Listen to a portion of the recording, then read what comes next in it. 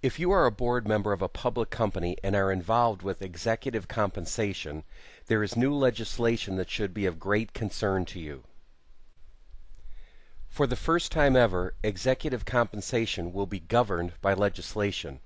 Of the many provisions covered under this new act, this video is designed to highlight the most critically important items that will certainly impact you as Comp Committee members.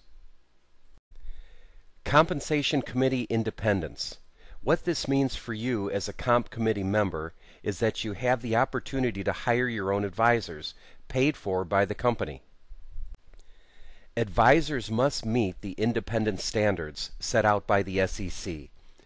This means that any advisor that you use cannot receive fees for any other services provided to the company.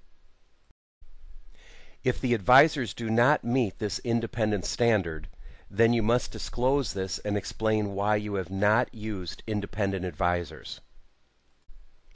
Why not get an independent view on your compensation recommendations to avoid the potential optics by shareholders that your committee is simply rubber stamping what the named executives want? In fact, the penalty for not complying with independent standards can result in the suspension of trading of a company's stock. Say on pay, perhaps the change with the greatest potential impact on the Compensation Committee members, this provision allows shareholders to vote on the compensation of named executives.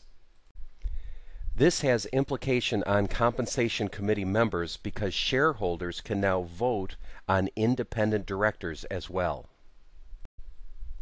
If the shareholders are not in agreement with your recommendations, they can vote you off the board.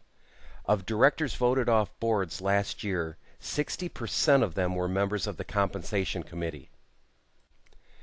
To protect your directorship, you have an imperative to make sure your compensation recommendations are well considered and consistent with financial performance of the organization. Are your named executives creating or destroying value? Does their compensation reflect their value impact? What is the rationale for the recommendations you are making, and can this clearly be explained to shareholders? This video has highlighted only a small portion of the many provisions contained in this new legislation. For a further, more in-depth understanding of the possible impact this new legislation can have on you, please either call or email us today. And thanks for watching.